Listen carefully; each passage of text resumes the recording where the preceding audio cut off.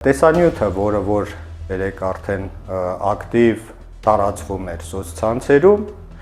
խոսում է հետևյալի մասին. սա կամ սարքվել է գործող իշխանության կողմից, կամ թշնամի պետության կողմից։ Նրա վախերի հիմքում դրված է հետևյալը. նա խոստացել է ինչ-որ բաներ, նա ամեն ինչի պատրաստ է, որ ընտրություններում չպարտվի։ Ինքը այդ խոսքը ասում էր զուտ պոպուլիզմի համար, այդտեղ հավաքված մասային գրգռելու համար։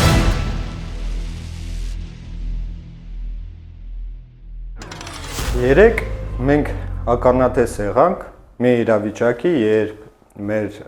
երկրի փաստացի գործող առայժմ վարչապետը ու գալիք ընտրություններին կրկին հայտ ներկայացրած քաղաքական ուժի առաջնորդը բացահայտ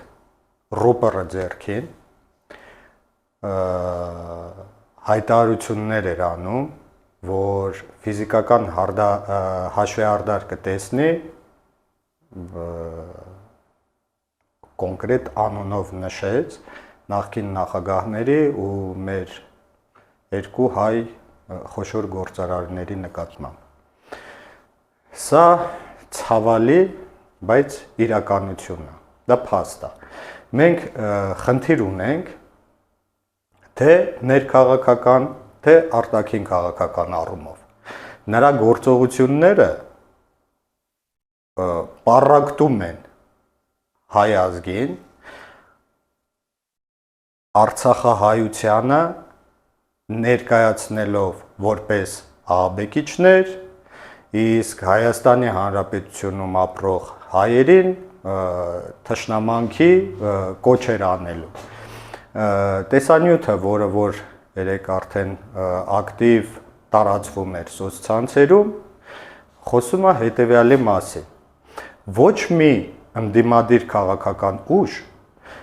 ոչ մի արժանապատիվ հայրենասեր մարդ մոտիվացված չէր նման տեսանյութ նկարելու համար։ Այդ տեսանյութը ձեռնտու է միմիայն նախ գործող իշխանությանը եւ երկրորդ, որ ել ավելի վտանգավոր է մեր թշնամի պետությանը, այսինքն Ադրբեջանին, իդեմս Ադրբեջանի նախագահին։ Այստեղ երրորդ կարծիք ուղղակի լինել չի կարող։ Սա կամ սարքվել է գործող իշխանության կողմից, կամ թշնամի պետության կողմից։ Հիմքում դրված են արցախահայությունը, որոնց որ ներկայացնում են որպես ահաբեկիչներ։ Սրանով լուծվում է հետևյալ խնդիրը. նախ արցախահայությանը վերջնականապես պիտակավորելու ու որպես ահաբեկիչների ցույց տալու եւ հողա նախապատրաստում տալիս հիմնավոր հնարավորություն Հայաստանի Հանրապետության ազգային անվտանգությանը, իրավապահ մարմիններին բացահայտելու, ասենց ասած, ահաբեկիչներին ու հակաահաբեկչական գործողություն իրականացնելու։ Եթե հիշում եք, Արցախը վերջնականապես հայաթափելուց առաջ Ադրբեջանը հենց հակաահաբեկչական գործողություն նախաձեռնեց Արցախի մեր վերջնական հայաթափումից առաջ։ Նույնը արվում է հիմա այսօր Հայաստանում, ու դա արվում է Հայաստանի Հանրապետության գործող վարչապետի անմիջական հովանավորչությամբ։ Խնդիրը բազմաշերտ է։ Նախ գուցեև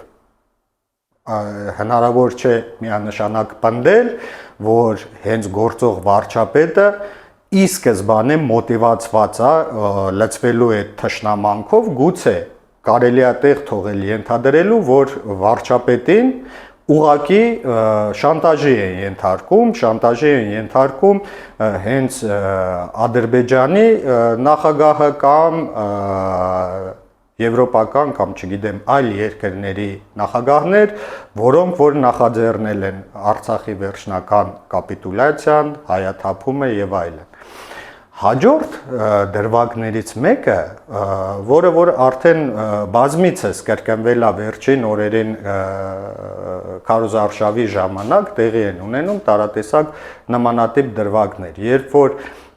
վարչապետին մոտենում է մարդ, ով որ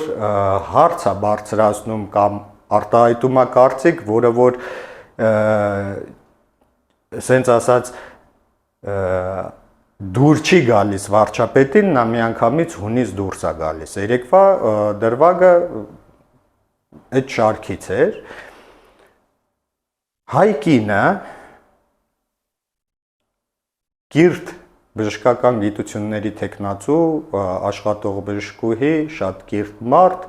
ինչքան կարելի էր դատել տեսանյութից ու հետո իր մասին տարածված ինֆորմացիայով, մոտենում է ու հարց է բարձրացնում։ Միանձնյա, նա ոչ թիկնապահներ ունի, ոչ հետևում զորք կա կանգնած, բարձրացնում է հարց, որը որ դուր չի գալիս գործող վարչապետին։ Գործող վարչապետը ոչ միայն լինելով Հայաստանի Հանրապետության ղեկավարը, այդ թվում նաև միաժամանակ հասուն տղամարդ, հարցակվում է հայ կնոջ, անպաշտպան կնոջ այս դեպքում հայ կնոջ վրա, քաշքշում է, գոռգոռում է, մատաթափ տալիս եւ այլն։ Ու սպառնալիքների լեզվով խոսում։ Մեզանից գրեթե շատ-շատերն են քաջատեղյակ վերջին տարիներին Հայաստանում անգամ այն ամենապրիմիտիվ բառը, որը որ թե խոսքի տեսքով կհնչի կամ սոցցանցերում կգրեն, մենք ունենք բազմաթիվ ձերբակալված մարդիկ ատելության, չգիտեմ, ինչ որ խոսքեր տարածելու հոդվածներով, բայց մենք ամեն օր արդեն վերջին շրջանում էլ ավելի շատ, օրը մի քանի անգամ երկրի գործող վարչապետի շուրթերից լսում ենք խոսքեր կոնկրետ անուններով ուղղորդված, որ ինքը պատրաստ է հաշվեհարդար տեսնելու, այդ թվում նաև նախքին մեր 3 նախագահների նկատմամբ 2 գործարարների, նա թիրախավորում է այս մարդկանց ու հնչեցնում ատելության խոսք, հնչեցնում ասում նախադասություն, որ նա նրանց նկատմամբ անպայման հաշվեհարդար կտեսնի, ընդհուպ մինչև, չգիտեմ, են ամենաայլանդակ ձևակերպումներով։ Այստեղ մի հետաքրքիր բան կա, որ այդ խոսքը լսում են, բայց չեն ընկալում են մարդիկ, ովքեր որ րոպե հետո պետքա դրանով զբաղվեին, դա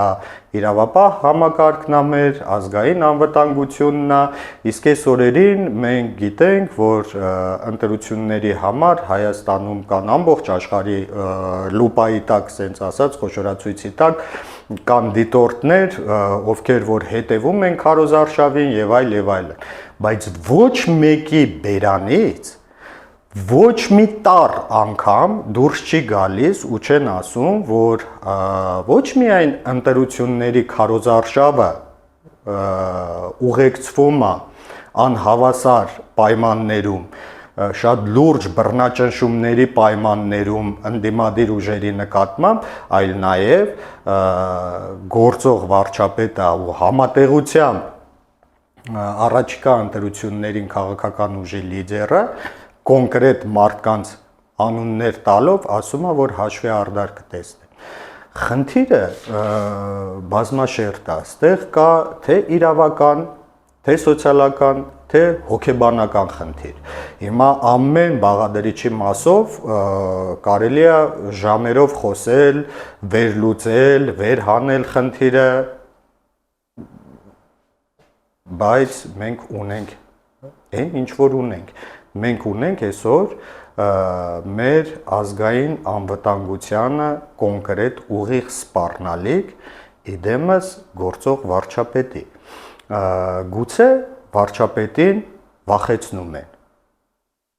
Ադրբեջանի կամ Թուրքիայի նախագահը կամ ուրիշ երկրների ղեկավարներ, ես չգիտեմ։ Ու այդ վախով պայմանավորված ու իր տված խոստումները, այն ինչ որ խոստացել է ինքը հասկանում է, չի կարողանալու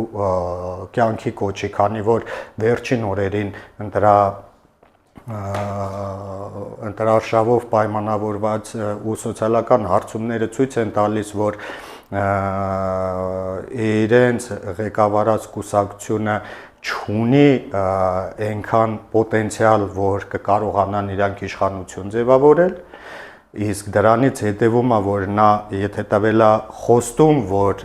Հայաստանը վերջնականապես կկապիտուլացնի ու Հայաստանի դռները կբացի Ադրբեջանի ու Թուրքիայի առաջ, Ադրբեջանի նախագահի վաղեմի երազանքը արևմտյան Հայաստանի տեսքով ու արևմտյան այդ Ադրբեջան համայնքի անվան տակ 300,000 ադրբեջանցիների Հայաստան գործ ուղղելու առումով այստեղ շատ լուրջ լրջագույն խնդիր է առաջանում։ Ինքը այդ մարդկանց խոստում է տվել, իսկ այդ խոստումը չի կարողանում անի։ Դրանից իր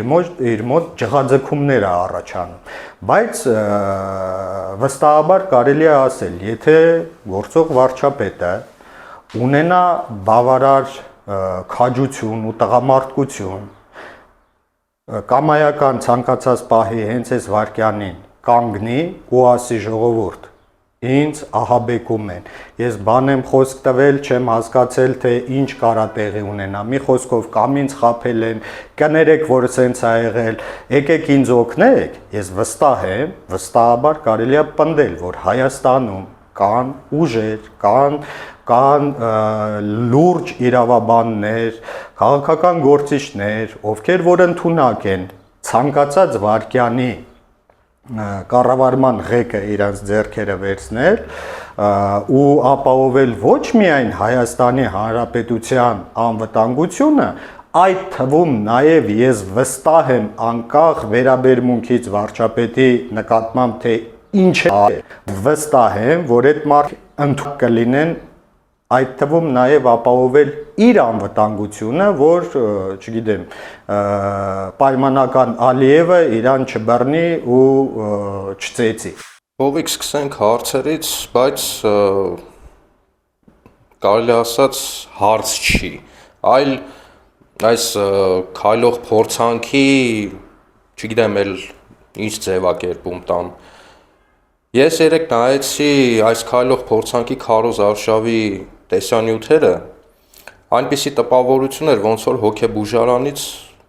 փախած լիներ, լրփացած ղժղժալով կռիվ էր տալիս քաղաքացիների հետ։ Հիմա ինչքան է որ չուզենանք անդրադառնանք իրան, բայց այսպես ասած ինքը ոնց կադրի կենտրոնում է, ինքը ուշադրության կենտրոնում է։ Միգուցե ինքը ուզում է այս ձևով ուշադրություն գրավի դեպի իր կողմը։ Ինքն ուշադրության պակաս բնականաբար չունի, խնդիրը իր վարքի մի բանի մասին է խոսում, եթե բաց թողնենք էմոցիաները ու փորձենք վերլուծել, հստակ իրավականն մի կողմ դնենք ու հստակ վերլուծենք հոգեբանության տեսանկյունից, նրա վարքը պայմանավորված է վախով, նրա վախերի հիմքում դրված է հետևյալը, նա խոստացել է ինչ-որ բաներ, այդ ինչ-որ բաները, ստեղ կարճ կոնկրետ, դա Հայաստանի Հանրապետության վերջնական կապիտուլացիան է, եթե ընդհանուր առմամբ ասենք, ու ցանկացած խոսք, երբ որ փողոցում հնչում է, ինչը որ իր սրտից չի բխում, նա միանգամից իր ոնց որ վերքի վրա կոպիտ ասած աղ լցնես, նա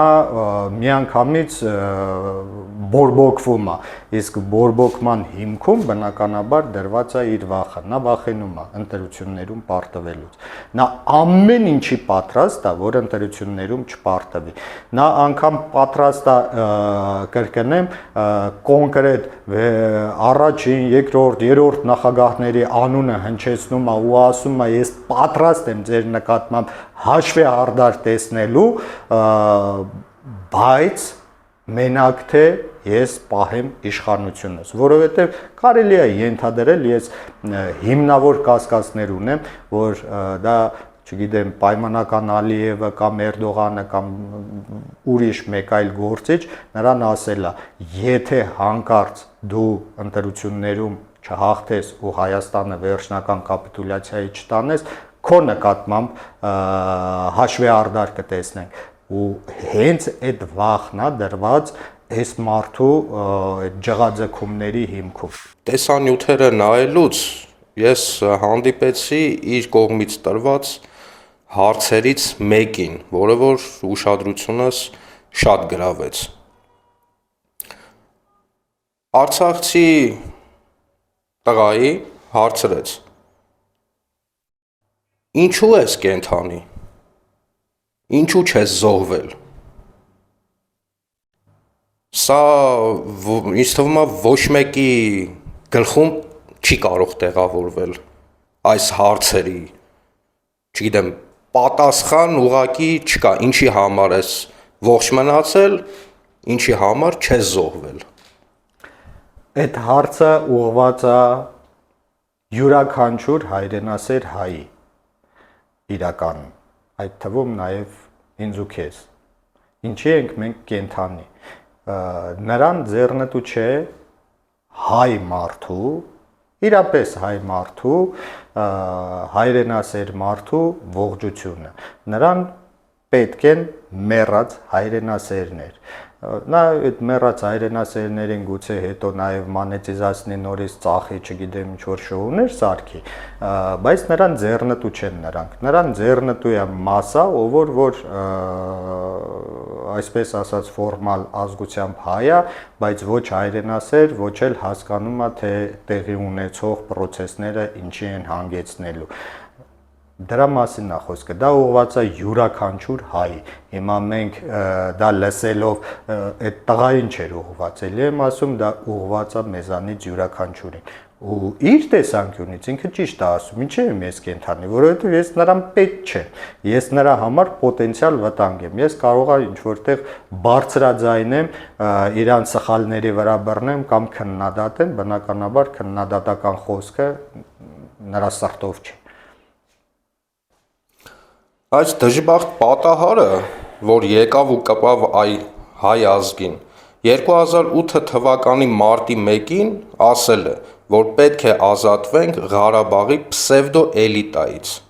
Հայաստանը օկուպացված է ղարաբաղցիներով։ Բնականաբար 2008 թվի նախագահական ընտրությունների ժամանակ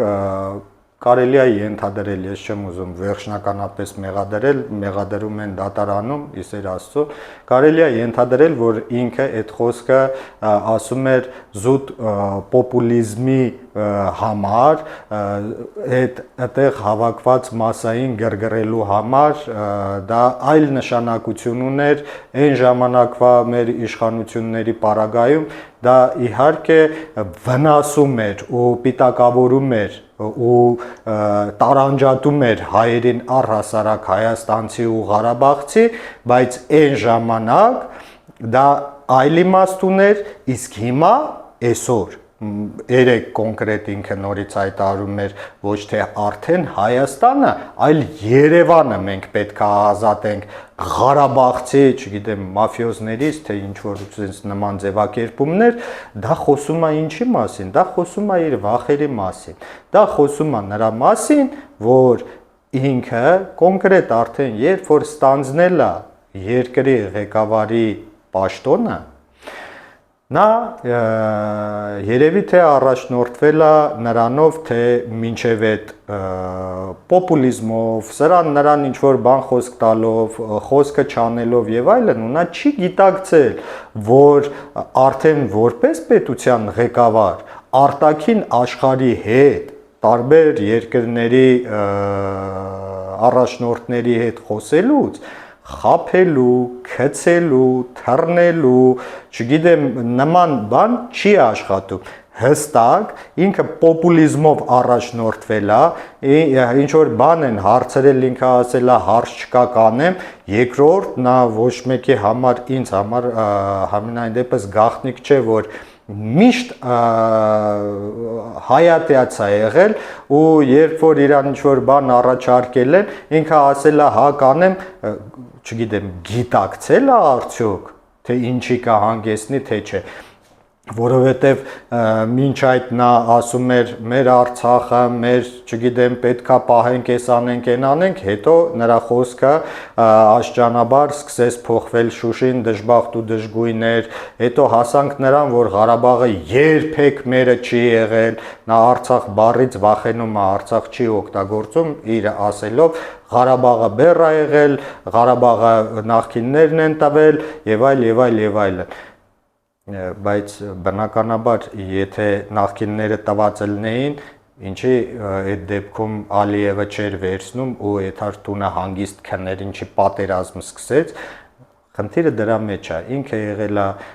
անգրագետ, պոպուլիստ, գնացել է այտենց ինչ որ բաներ է խոսք տվել,